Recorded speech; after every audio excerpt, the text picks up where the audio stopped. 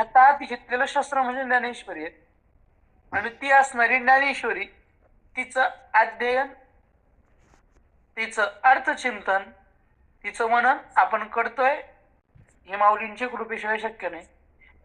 म्हणून मी तुम्हाला पूर्वी विनंती केली, आता परतही विनंती करेन की जर शक्य असेल, जर ज्ञानेश्वरी ठेवायची, जेणेकरून आपणास ओवी कुठे, ओवीचा शब्दार्थ काय आहे, ओवीतून माऊलींना नेमकं सांगायचं काय आहे आणि कोणत्या शब्दाचा नेमका काय अर्थ होतो हे लक्षात येण्याकरता आपल्याला सुलभ असेल. कारण की आपण धारावाहिकपणे चिंतन करतोय आणि हे धारावाहिकपणे चालत असलेलं चिंतन, आणि या धारावाहिक चिंतनात आपला हा काय प्रवचनाचा विषय नाही की एक दिवस बोलले आणि परत तो विषय सोडून दिला, असं नाही. तर मागच्या विषयाला धरूनच पुढचं हे चिंतन होणार आहे. त्यामुळं ओवी जर आपल्या समोर असेल तर ती ओवी कोणत्या अनुषंगाने आहे, तिचा शब्दार्थ काय, तिचा लक्षार्थ काय, तिचा भावार्थ काय, हे लक्षात येण्याकरता आपणास ती गोष्ट गरजेची आहे की ज्ञानेश्वरी आपल्या समोर असावी. ज्योतिताई आपण आलेले आहे, आपण प्रवचनाला सुरुवात करू, तुम्ही रेकॉर्डिंग करणार आहे.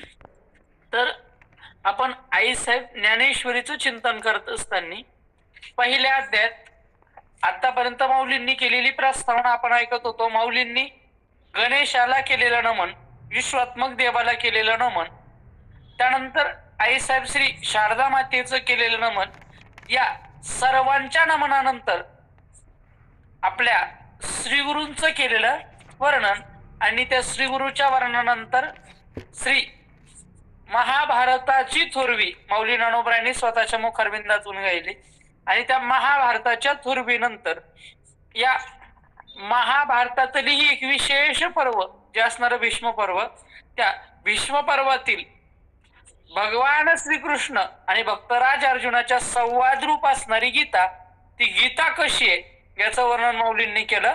आणि ती गीता कोणाकोणाला आवडती, त्या गीतेचं सेवन कोण कोण करतं हे वर्णन करून माऊली ज्ञानोबरायांनी या ग्रंथाचा अधिकारी कोण आणि ग्रंथाकडे तुम्ही लक्ष द्या असं आपल्याला समजून सांगितलं.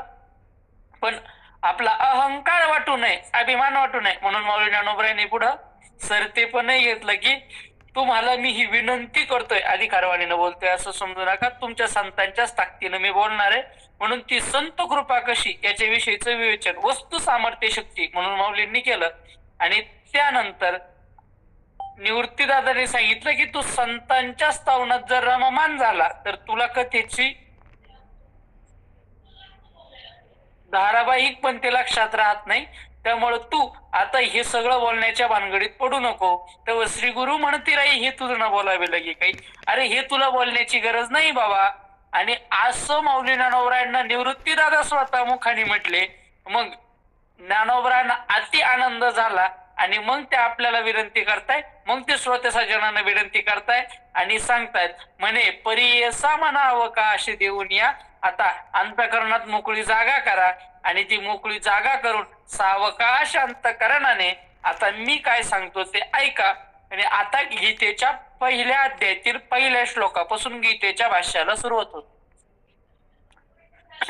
ज्ञानेश्वरी म्हणजे काय मी सुरुवातीलाही बोलून गेलो.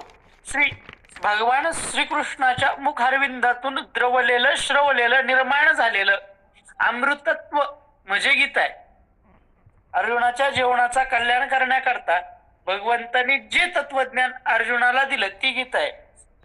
माऊली तर पुढे जाऊन बोलतात, अर्जुनाचे निव्याचे गीता प्रकाशवणी श्रीराजे, संसार एवढे थोर विजे वाळगविले जगाचं संसाराचं ओझ उतरवण्याकरता अर्जुनाचं निमित्त केलं.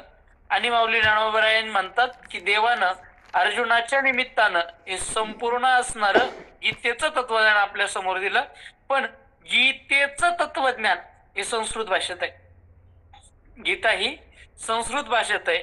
आणि सर्वसाधारण आपल्यासारख्या मंडळीला, आपल्यासारख्याच नाही कोणीही असेल ज्यांनी संस्कृताचं अध्ययन केलेलं नाही असं कोणीही व्यक्ती असेल तर त्याला सहजासहजी संस्कृतातल्या श्लोकांचा अर्थ लक्षात येणार नाही.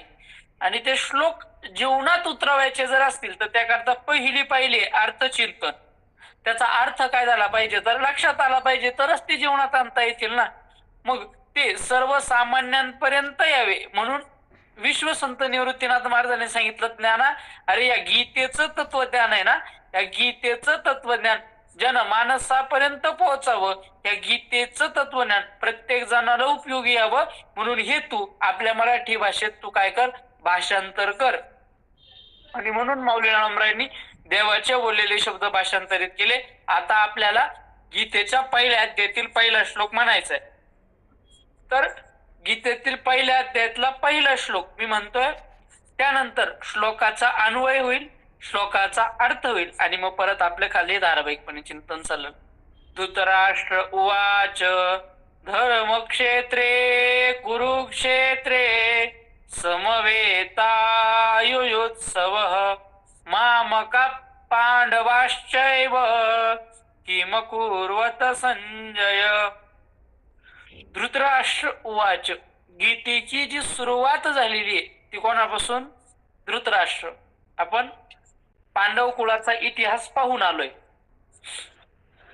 पांडव कुळाचा इतिहास आपण पाहून आलोय. तर त्या पांडव कुळातील शंतनू राजाचे पुत्र विचित्रवीर्य आणि चित्रांगद, त्या असणाऱ्या कुळात पुढं पिढी जन्माला आली ती पिढी म्हणजे कोण? पंडू नावाचा राजा आणि धृतराष्ट्र त्याचा लहाना भाऊ.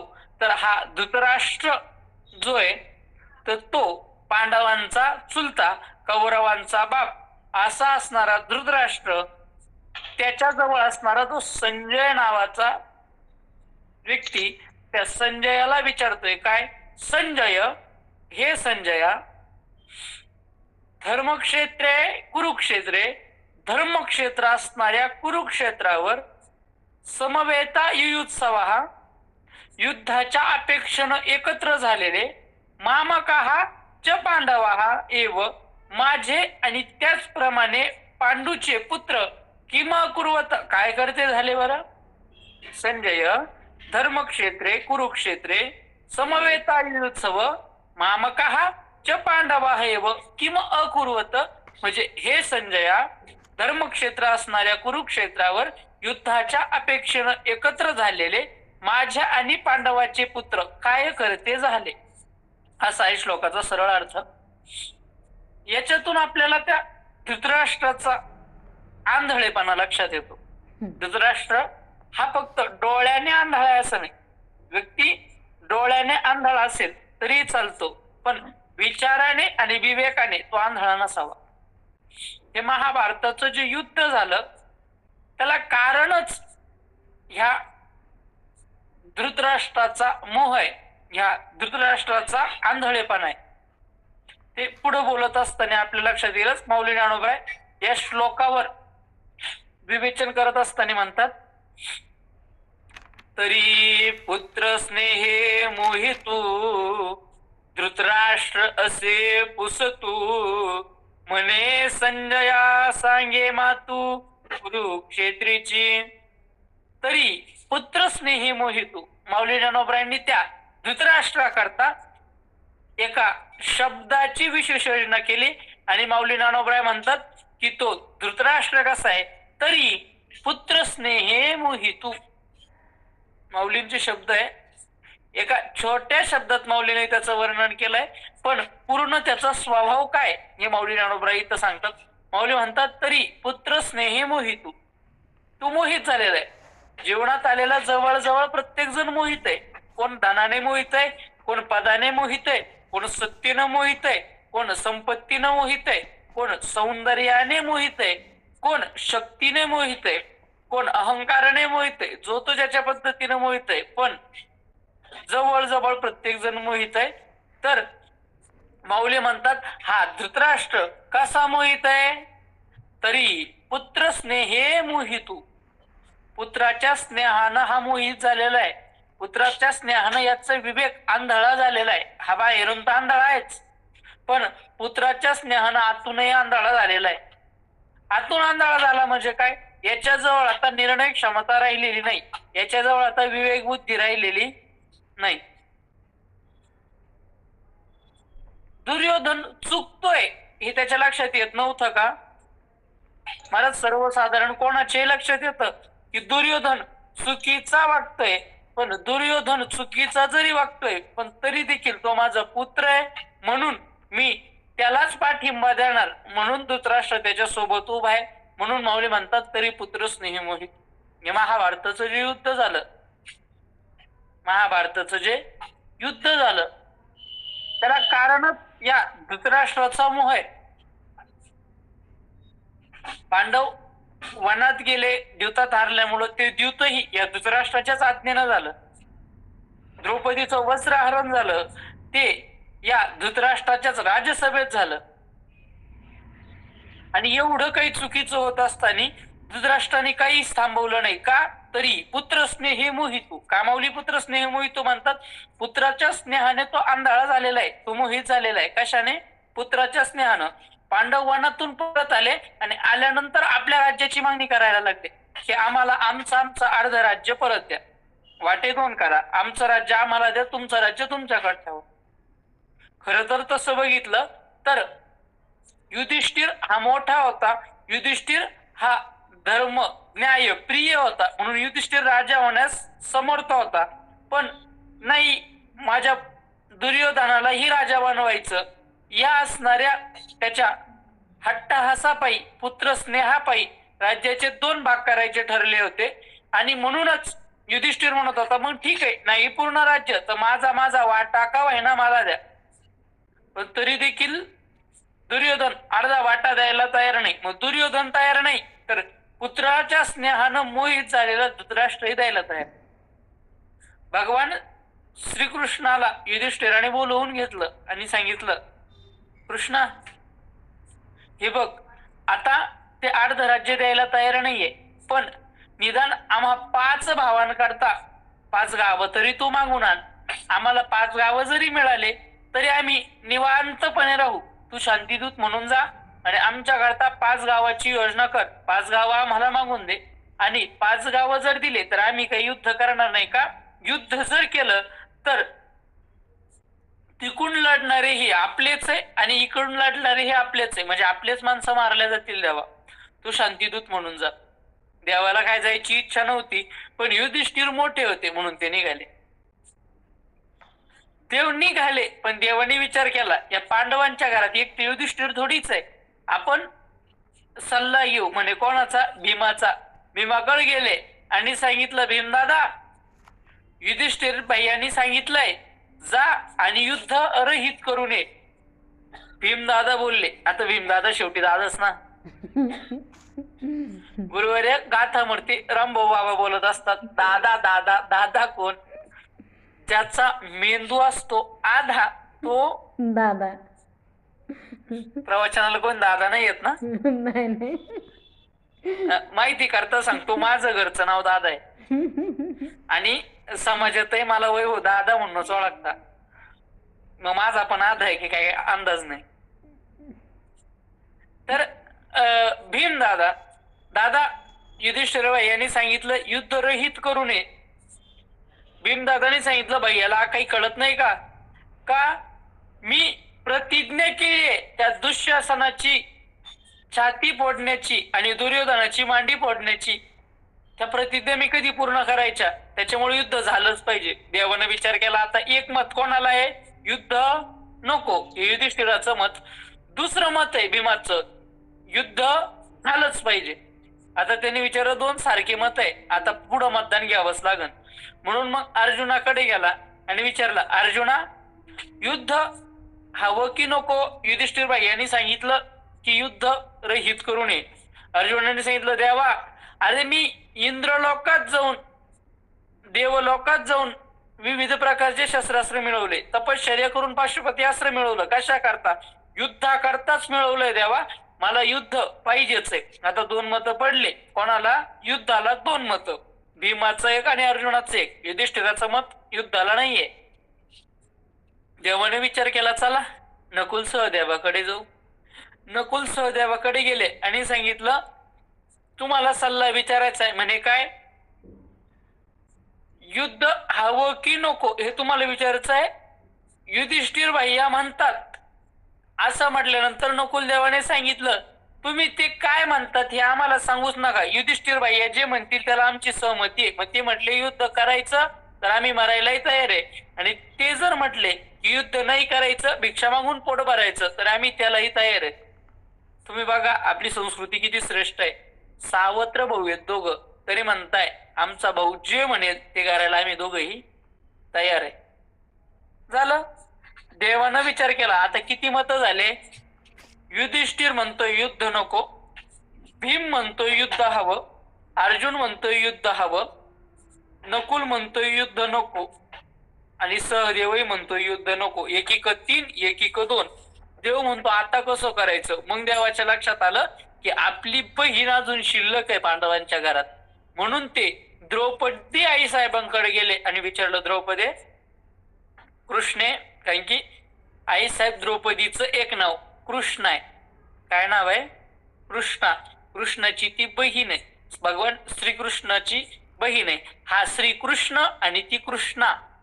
म्हणून विचारलं, ए कृष्णे, मी युद्ध रहित करायला चाललोय, मला फक्त एवढंच ऐकलं आणि द्रौपदी आई साहेबाचा पारा चढला. तुझी इच्छा आहे का माझ्या आयुष्यावर केस मोकळे राहावं म्हणून?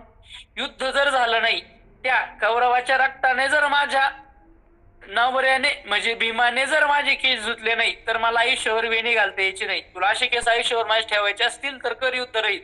म्हणजे तुझी काय इच्छा आहे? म्हणजे युद्ध झालंच पाहिजे. आता देवाने विचार केला, 3 जण म्हणताय युद्ध नको आणि 3 जण म्हणताय युद्ध पाहिजेच. म्हणजे आता आपल्याला आपला निर्णय करता येतो. मी काय सांगतोय लक्षात आहे ना? तरी पुत्र स्नेह मोहितो, आणि तो असणारा भगवान श्रीकृष्ण या हस्तिनापूर नावाच्या नगरीकडे निघाला. देव येतोय हे कळाल्यानंतर दुर्योधनाने आणि धृतराष्ट्राने केलं असं की देवाला प्रसन्न करून घेण्याकरता, देव आपल्यावर प्रसन्न झाला पाहिजे म्हणून राज्याच्या सीमेपासून राजवाड्यापर्यंत गालीचे पसरले. सुंदर सुंदर स्त्रिया देवावर पुष्प उधळण्याकरता ठेवल्या, जेणेकरून देव प्रसन्न होईल. आल्यानंतर देवाकरता एक महाल मोकळा केला आणि त्या महालामध्ये देवाची सर्व व्यवस्था केली. 56 प्रकारचे भोग तयार केले. त्याच्या राज्यात ज्या ज्या ठिकाणी जी जी वस्तू चांगली भेटते ती ती वस्तू देवाला अर्पण करण्याकरता घेऊन आला. का या राजकारणात हा असणारा भगवान श्रीकृष्ण आपल्या पक्षात जर आला तर मग आपण अर्जुनांना त्यांना या पांडवांना सहजासहजी संपवू शकतो. देवाने पक्ष बदलावा म्हणून असणाऱ्या त्या कौरवांनी त्या असणाऱ्या दुर्योधनाने प्रयत्न केले, पण ते भगवान श्रीकृष्ण होते. आत्ताचे आमदार किंवा खासदार नाही, पद भेटलं मग कुठं पण पळायला. तर भगवान श्रीकृष्ण त्या ठिकाणी गेले. दुर्योधनातला समोर ज्यावेळेस भगवंत उभे राहिले त्यावेळेस दुर्योधनाने सांगितलं, देवा चला आपण जेवण करून घेऊ. त्यावेळेस देवाने सांगितले, बघ दुर्योधना, तुम्हाला जेवणाचं काय आमंत्रण दिलेलं नाही आणि अचानक येऊन तुझ्या घरी जेवण करायला माझे तुझे काही प्रेम संबंध नाही, म्हणून मी विदुराच्या घरी जेवायला जाईल. तिथं दुर्योधन नाराज झाला आणि त्यानंतर देवाने सांगितलं, पांडवांना अर्ध राज्य द्या नाही तर युद्धाला तयार व्हा. दुर्योधनाने सांगितलं, अर्ध राज्य तर ते आधीच मागत होते, तुला दूत म्हणून पाठवलं, त्या अर्थी त्यांची काहीतरी वेगळी मागणी असेल ती सांग. देवाने सांगितलं, मला 5 गावं दे, मला 5 गावं दे, आम्ही युद्ध रहित करायला तयार आहे. दुर्योधनाने सांगितलं ठीक आहे, दिले म्हणे 5 गावं. देवाने विचार केला, आपल्याला युद्ध रहित नाही करायचंय. देवाने 5 गावच असे मागितले की ज्या ठिकाणी दुर्योधनाचा अपमान झालेला आहे आणि ते 5 गावं जर काढून घेतले तर या राज्यात काही शिल्लक राहणार नाही. असे 5 गावं देवाने काय केले तर मागितले. समजा आपल्या महाराष्ट्रामधनं पुणे, मुंबई, नाशिक, नागपूर, पंढरपूर हे 5 शहर काढून घ्यायचे. काय राहील खाली? हे 5 शहर जर दुसऱ्या राज्याला देऊन टाकायचे, आपल्याकडं काय राहील? पुणे ही आपली संस्कृती आहे, मुंबई आपलं अर्थशास्त्र आहे. असे प्रत्येक एक एक एक एक जिल्हे महत्वाचे महत्वाचे काढून दिले, काय शिल्लक राहायचं. तसेच देवाने 5 मुख्य गावं मागितले, आता काय शिल्लक राहायचं. मग दुर्योधन चिडला आणि सांगितलं 5 गावच काय, अर्ध राज्यच काय, सुईच्या टोकावर बसल एवढी जमीन सुद्धा मी देणार नाही. हा, तेव्हा एक दुर्योधन होता, आता घराघरात दुर्योधन झाले. एक पांबर सुद्धा मी त्याला इकडं सरकू देणार नाही. आणि ज्या दिवशी सरकारी मोजून येते ना, मग त्या दिवशी हा 10 पांबर का शिरत नाही, मग नाही अडचण. पण त्या दुर्योधनाने सांगितलं मी युद्धाशिवाय एक सुईच्या टोकावर बसेल एवढी जमीनही द्यायला तयार नाही. आणि असं दुर्योधनाचं वागणं बघितल्यानंतरही धृतराष्ट्र त्याचा त्याग करत नाही. म्हणून माऊली म्हणतात तरी पुत्र स्नेहे मोहितू. का पुत्र स्नेह मोहितू म्हणतात माऊली ज्ञानोबराय? या दुर्योधनाचं असं वागणं बघून विदुर जेत, दाशीपुत्र विदुर, तुकोबरायांनी अभंगात ज्यांचं वर्णन केलं, उंच नीचे काही नेणे भगवंत तिष्ठे भाव भक्त देखुनिया दाशी पुत्र कन्या विदुराच्या बक्षी. आणि दैत्या घरी रक्षी प्रल्हादाशी, तर त्या दाशी पुत्र कन्या विदुराच्या बक्षी. ज्या विदुराच्या घरी देवाने भोजन केलं, दुर्योधनाचा त्याग करून भगवंत उद्धवाला म्हणतात उद्धवजी चलो विदुरा घर जाय. ती विदुर काका मंत्रिमंडळात होते धृतराष्ट्राच्या. त्यांनी सांगितलं हे बघ राजा, तुला एक सल्ला देतो ऐक. जर कुटुंब वाचत असेल तर एका माणसाचा त्याग केला पाहिजे. सुरुवात आधी ह्याच्यापासून केली. जर पूर्ण शरीर वाचत असेल तर एका अवयवाचा त्याग केला पाहिजे. जर कुटुंब वाचत असेल तर एका व्यक्तीचा त्याग केला पाहिजे. जर गाव वाचत असेल तर एका कुटुंबाचा त्याग केला पाहिजे. जर तालुका वाचत असेल, आता त्यावेळेस प्रांत मांडल्या जायचं, प्रभाग मांडल्या जायचं, पण आताच्या भाषेत लक्षात यावं म्हणून तसं बोलतोय. तालुका वाचत असेल तर गावाचा त्याग केला पाहिजे. जिल्हा वाचत असेल तर तालुक्याचा त्याग केला पाहिजे. राज्य वाचत असेल तर जिल्ह्याचाही त्याग केला पाहिजे. आणि जर देश वाचत असेल तर एका प्रभागाचा किंवा एका राज्याचाही त्याग केला तर चालतो. श्री विठ्ठल, इकडं वीज कपात झालेली आहे, त्यामुळं व्हिडिओ चालणार नाही, पण आवाज तुम्हाला सर्वांना येतोय, त्याच्यामुळे काही हरकत नाही. तर ते सांगतात की बाबा हे बघ, जर आपल्या शरीरातला एखादा अवयव खराब झाला तर तो अवयव ठेवून त्यापासून पूर्ण शरीरभर रोग पासून शरीर खराब होण्यापेक्षा तेवढा असणारा शरीराचा भाग कापला जातो. आपण बघितलेलं आहे की एखाद्या व्यक्तीला अमुक अमुक आजार झाला म्हणून त्याचे काही बोटं काढलेले आहेत, पायाचे काही बोटं काढलेले आहेत. का? तर पूर्ण शरीराचा त्याग होऊ नये म्हणून त्या अवयवाचा त्याग. घरातील एका व्यक्तीच्या त्यागानं जर घर सुरक्षित राहत असेल तर त्या व्यक्तीचा त्याग चालतो. हे आतापर्यंत मान्य होत असून लॉकडाऊन पासून सर्वांना आता मान्य व्हायला लागलंय की घर वाचवण्यासाठी एका व्यक्तीचा त्याग केलेलं चालतं. आपण बाजूला माणसाला ठेवलं का? गाव आपलं असणार ते कुटुंब वाचण्याकरता. आणि जर एखाद कुटुंब बाहेरून कुठून तरी आलं असेल तर पूर्ण गावाने त्याचा त्याग केला त्या कोविडच्या काळात. का? गाव वाचवण्याकरता त्या कुटुंबाचा त्याग केलेला चालतो. देश वाचण्याकरता काही लोकांचा त्याग केलेला चालतो. आपला देश सुरक्षित राहावा म्हणून आपले जवान स्वतःच्या प्राणाची आहुती द्यायला तिथं उभे. तसं विदुर काकाने सांगितलं हे बघ, आपलं कुरुकुल वाचावं वाटत असेल, संपूर्ण कौरव तुझे सगळे मुलं जर जागावं वाटत असतील, आपले पांडव जर चांगले राहावं वाटत असतील, तर तू या दुर्योधनाचा त्याग केलाच पाहिजे. तू या दुर्योधनाला काय कर तर या ठिकाणून काढून दे. असं समजून सांगून देखील धृतराष्ट्राने दुर्योधनाचा त्याग केला नाही. तो एवढा वाईट आहे हे कळून सुद्धा विदुराने सांगितलं, आपल्या पंतप्रधानाने सांगितलं, तरी देखील दुर्योधनाचा त्याग केला नाही. म्हणून माऊली म्हणतात तरी पुत्र स्नेही मोहित. पुत्राच्या स्नेहानं मोहित झालेलं धृतराष्ट्र आहे. तुम्ही सर्वच जण आई वडील आहात, तुम्हाला प्रत्येकाला मुलं आहेत. म्हणून मी तुमच्यापेक्षा खूप लहान आहे. लहान म्हणजे मी तुमच्या मुलाचा आणि काहींच्या नातवाच्या वयाचा आहे, 20-22 वर्षाचं वय. पण तरी देखील पायाला लागून विनंती आहे, सावध व्हा,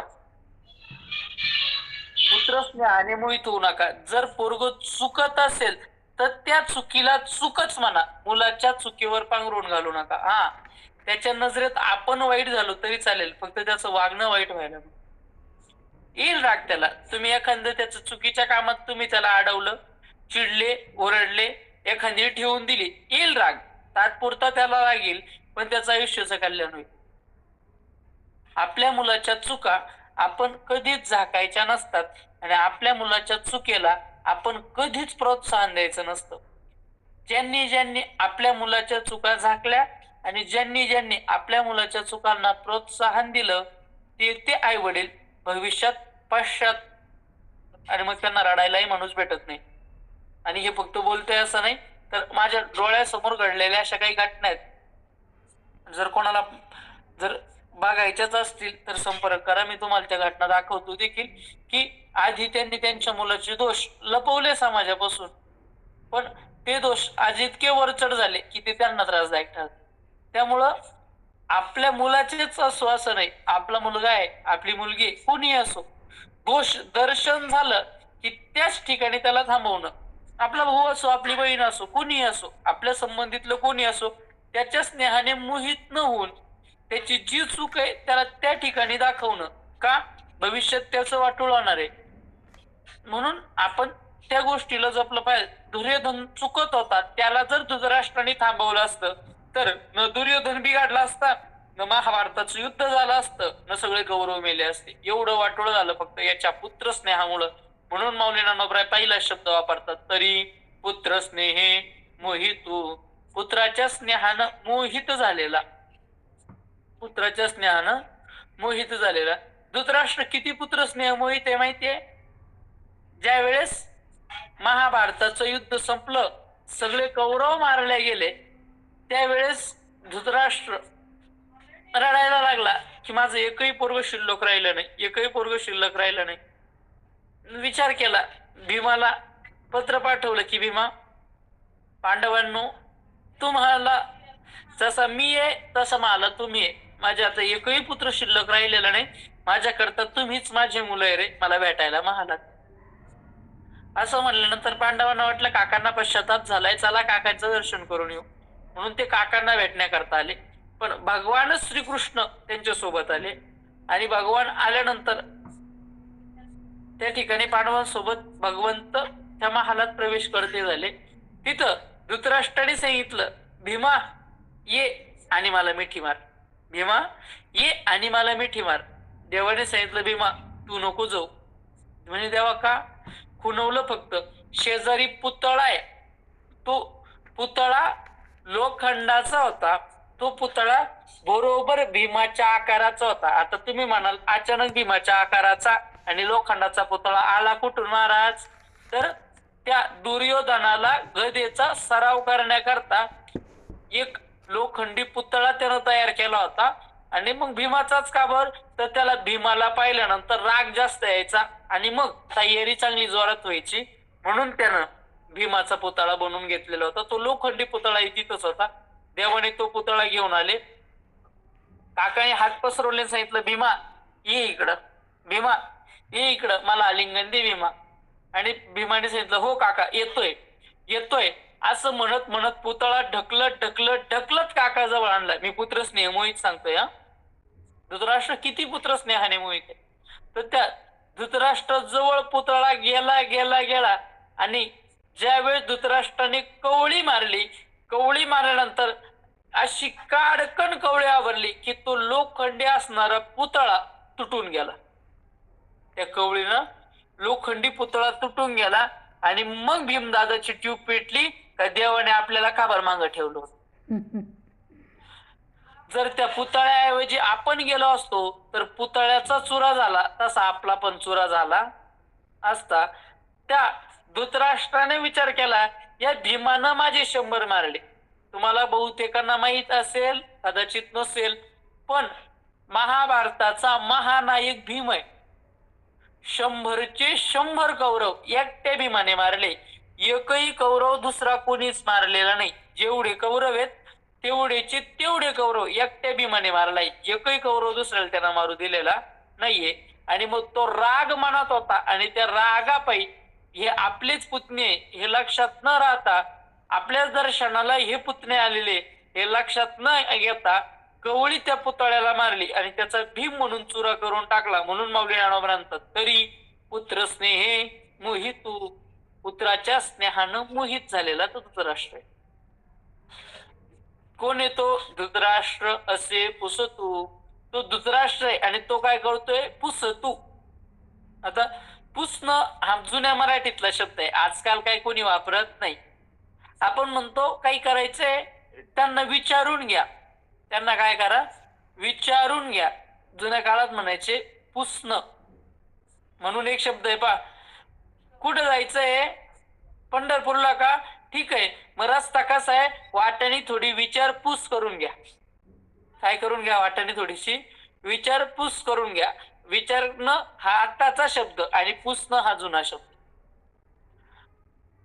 तो संजयाला विचारतोय धृतराष्ट्र. काय विचारतोय? म्हणे संजया सांगे मा तू, म्हणे संजया सांग मला. काय सांग? मात सांग. मात म्हणजे काय घडतंय ते सांग. कुठं? म्हणजे कुरुक्षेत्रीची. कुरुक्षेत्रावर काय घडतंय ते मला सांग. माऊली ज्ञानोबा म्हणतात, पुत्राच्या मोहाना आंधळा झालेला तो धृतराष्ट्र, मोहित झालेला तो धृतराष्ट्र संजयाला विचारतोय की हे संजया, त्या कुरुक्षेत्रावर काय घडतंय ते मला सांग. आता असा प्रश्न येतो, संजय आणि धृतराष्ट्र कुठे आहे? हस्तिनापुरात. आणि युद्ध कुठं चाललेलं आहे? कुरुक्षेत्रावर. एवढ्या लांबचं यांना कळणार कसं? त्या संजयाच्या लक्षात कसं येणार?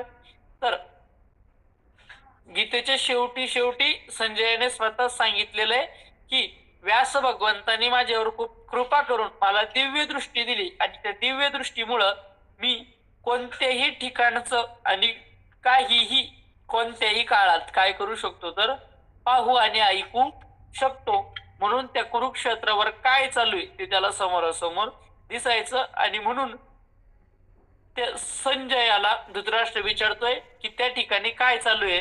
कोणतं ठिकाण? त्याचं वर्णन माऊली ज्ञानोबा अतिशय गोड पद्धतीने करतात.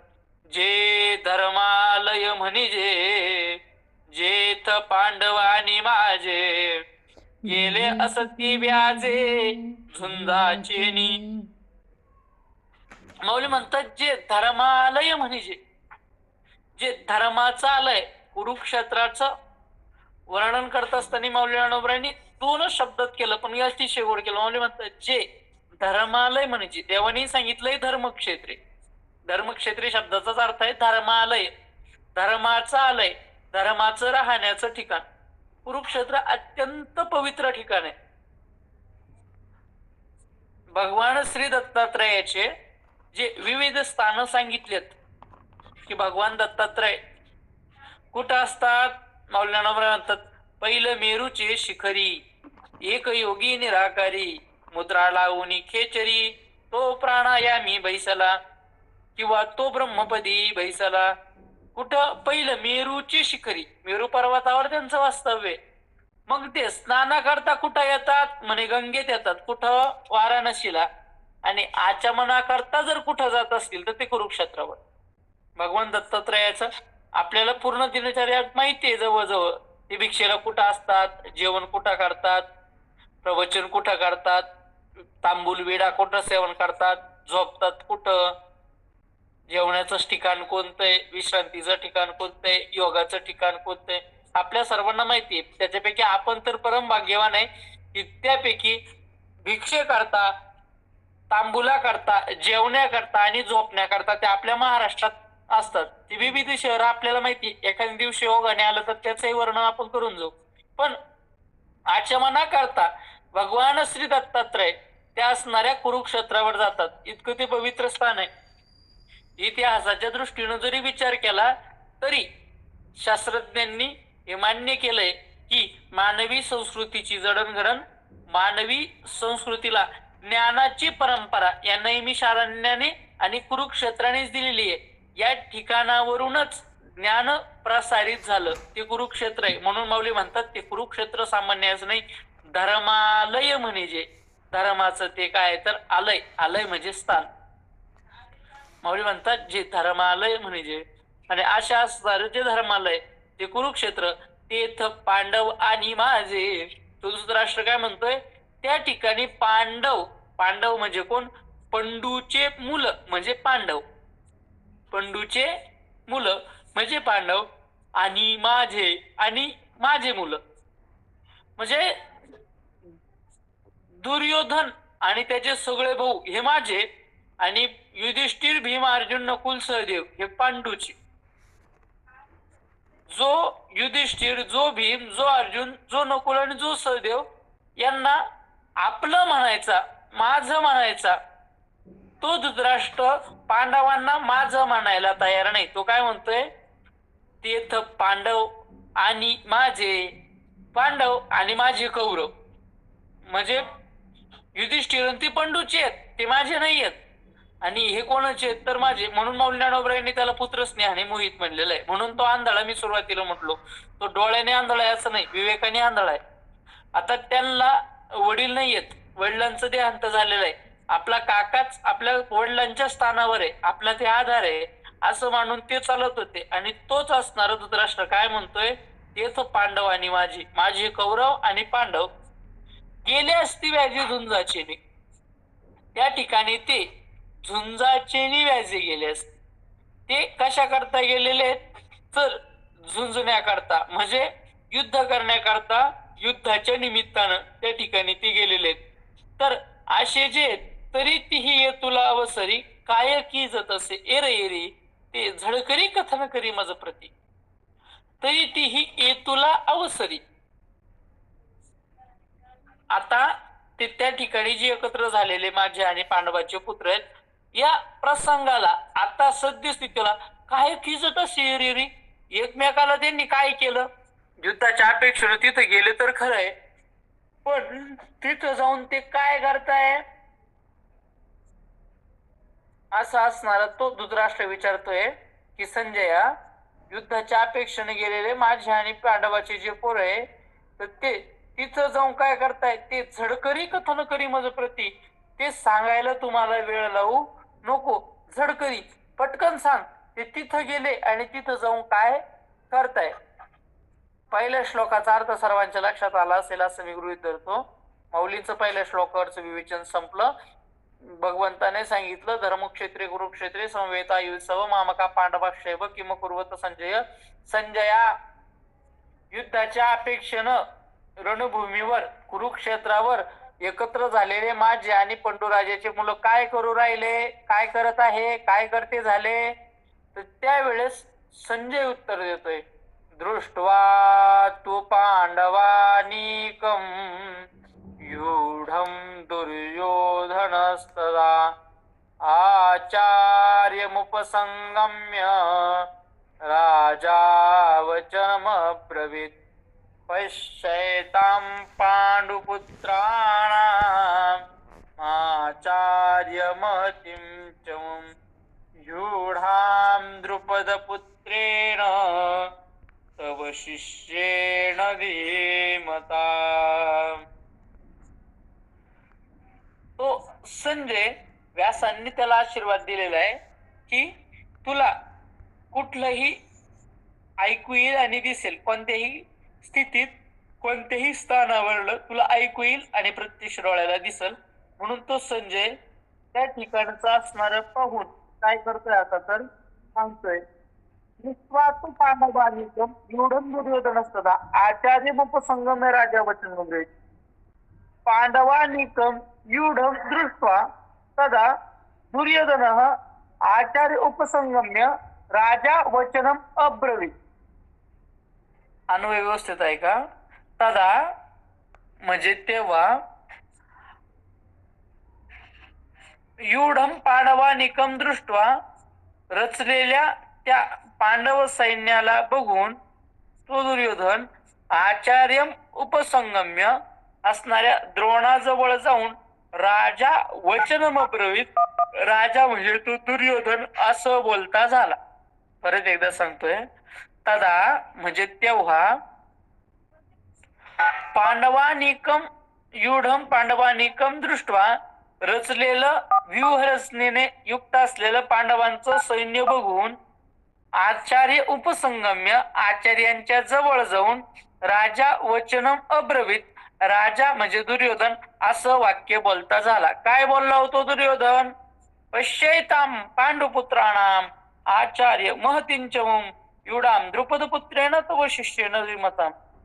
आचार्य म्हणजे द्रोणाचार्य, पश्य एताम पहा, काय पहा, एताम हे पांडुपुत्राणाम पांडवांचं, महतीम म्हणजे मोठं असणार, चमूम चमूम म्हणजे सैन्य पहा. काय पहा? पांडवांचं मोठं असणार सैन्य तुम्ही काय करा तर पहा. जे द्रुपद पुत्रेन युढाम तव शिष्येन धीमता, तव धीमता शिष्येन द्रुपद पुत्रेन युढाम, तुझ्या बुद्धिमान असा जो शिष्य द्रुपदाचा मुलगा त्यानं हे काय केलेलं आहे तर रचलेलं आहे. दुसरा आणि तिसरा श्लोक एकत्र आहे. श्लोकाकडनं जरा ठेवा म्हणजे तुमच्या लक्षात येईल. त्या धृतराष्ट्राने विचारलं की संजया माझे आणि पांडवाचे धर्मक्षेत्र असणाऱ्या कुरुक्षेत्रावर जाऊन काय करतायत. दुसऱ्या श्लोकात तो असणारा संजय उत्तर देतोय की तदा म्हणजे तेव्हा दुर्योधन पांडवानिकम युढम दृष्ट्वा, युढम पांडवानिकम म्हणजे रचलेलं पांडवांचं सैन्य बघून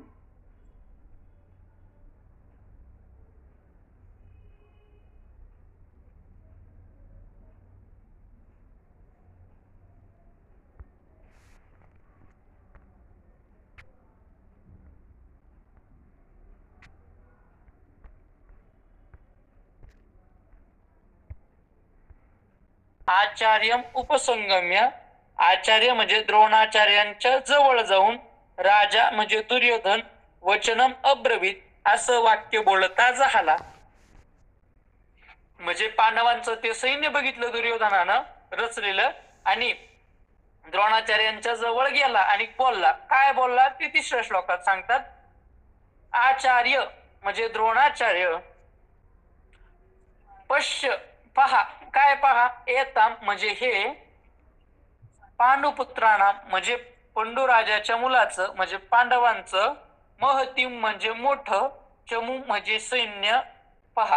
काय पहा तर द्रोणाचार्य पांडवांचं मोठं सैन्य काय करा तर पहा. ते मोठं सैन्य कसं आहे तर तव म्हणजे तुझ्या, धीमता म्हणजे बुद्धिमान, शिष्येनं म्हणजे शिष्याने, द्रुपदपुत्रेनं द्रुपदपुत्राने म्हणजे दृष्टद्युम्नाने, युढाम म्हणजे रचलेलं आहे.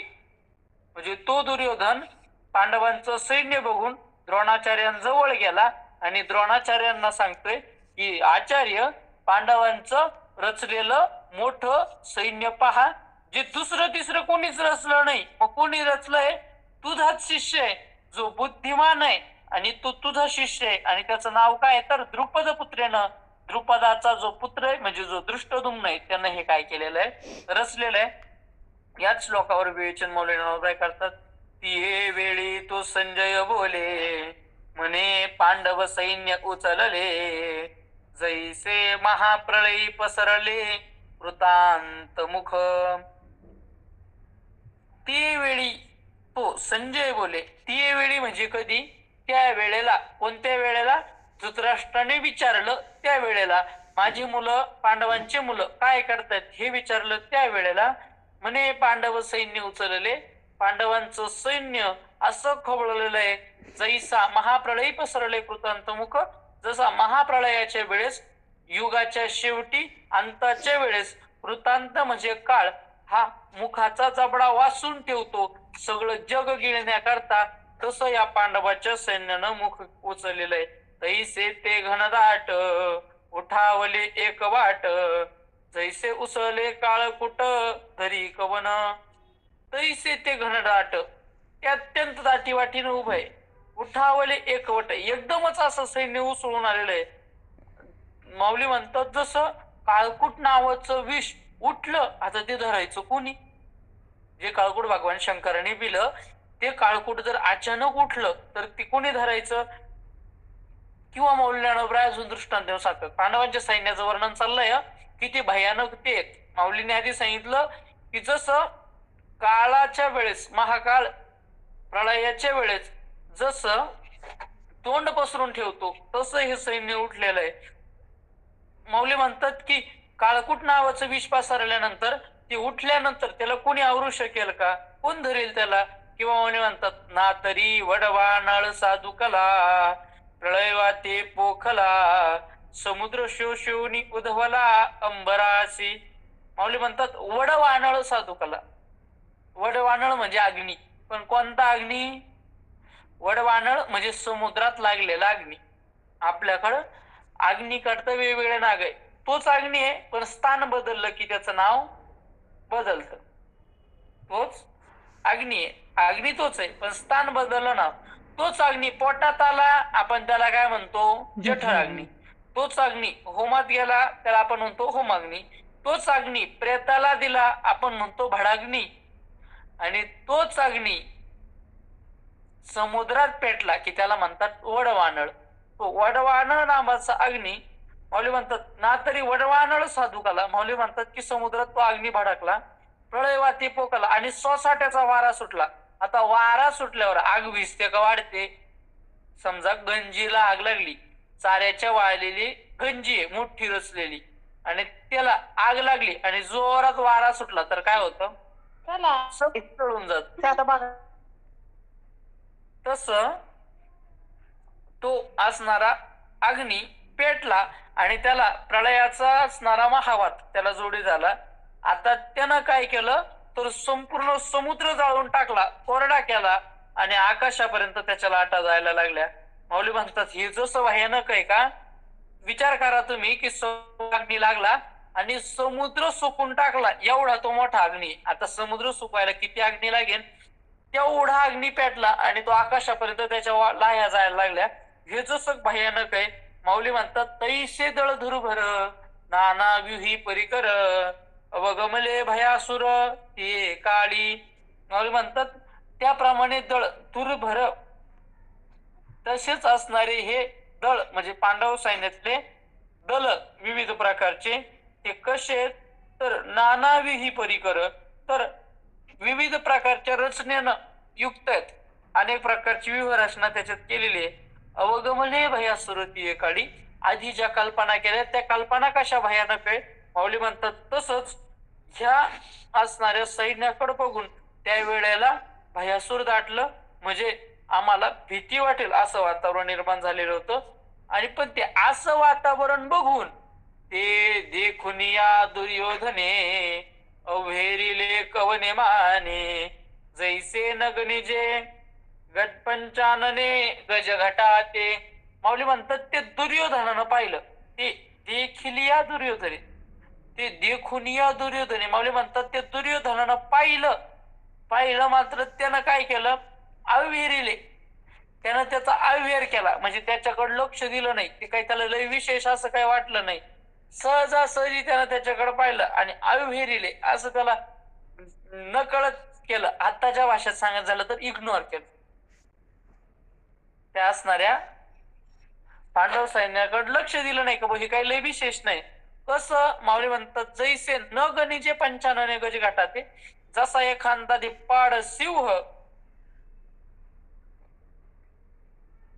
हत्तीच्या कळपात जर गेला तर त्या कळपाकडे तो लक्षही देत नाही, त्या कळपाला तो घाबरतही नाही, त्यांचा त्याला फरकही पडत नाही किती काही हत्ती समोर असले तरी.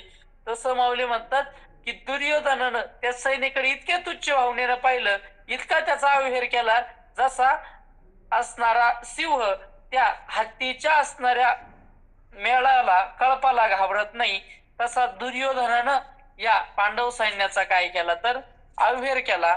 आणि मग काय केला तर मग द्रोणापासी आला, तया ते म्हणे हा देखिला, काही सादळ भार उचलला पांडवांचा. मग तो द्रोणाचार्याजवळ आला आणि बोलायला लागला, तया ते म्हणे हा देखिला, आणि त्यांना म्हणायला लागला कैसा दळभार उचलला पांडवांचा. हा पांडवांचा दळभार, हे पांडवांचं सैन्य कसं उचललेलं आहे, किती भयानक ते दिसतंय, त्याची रचना कोणी केलेली आहे, ते कशा प्रकारचं आहे, ज्यानं रचना केलेली तो कोण आहे, त्याचा द्रोणाचार्यांचा काय संबंध आहे, हे आपण उद्याच्या प्रवचनात बघूया. पुंडलिका वरदे हरी विठ्ठल श्री ज्ञानदेव तुकाराम पंढरीनाथ भगवान की जय. माऊली ज्ञानेश्वर महाराज की जय. श्रीमंत श्री जगद्गुरु तुकाराम महाराज की जय. आता विश्वात्मके देवे येणे वाग्यज्ञ तोषावे, तोषोनी मज द्यावे पसाय दान हे. जे फळांची व्यंकटी सांडो, तया सत्कर्मी रती वाढो, भूता परस्परे पडो मैत्रजबांचे, दुरितांचे तिमिर जाओ, विश्वस्व धर्म सूर्य पाहो, जो जे वांसील तो ते राहो प्राणिदात. वर्षत सकळ मंगळी, ईश्वर निष्ठांची मांडे आळी, अनवर्त भूमंडळी भेटुत या हुता.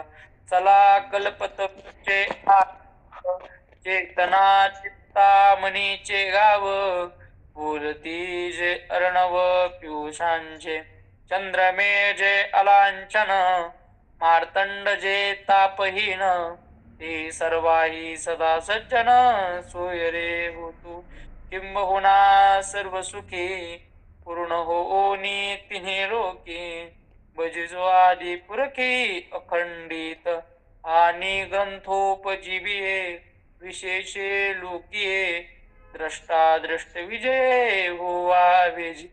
एत म्हणे श्री विश्वेश्वराओ, हा होईल दान पसाओ, येणे वरी ज्ञान देव सुख्या झाला, येणे वरी ज्ञान देव सुख्या झाला, येणे वरी ज्ञान देव सुख्या झाला. तरी न्यूनते माझे जे उरले ते पैक, पण निवृत्ती ज्ञानदेव सोपान मुक्ताबाई, एकनाथ नामदेव तुकाराम. निवृत्ती ज्ञानदेव सोपान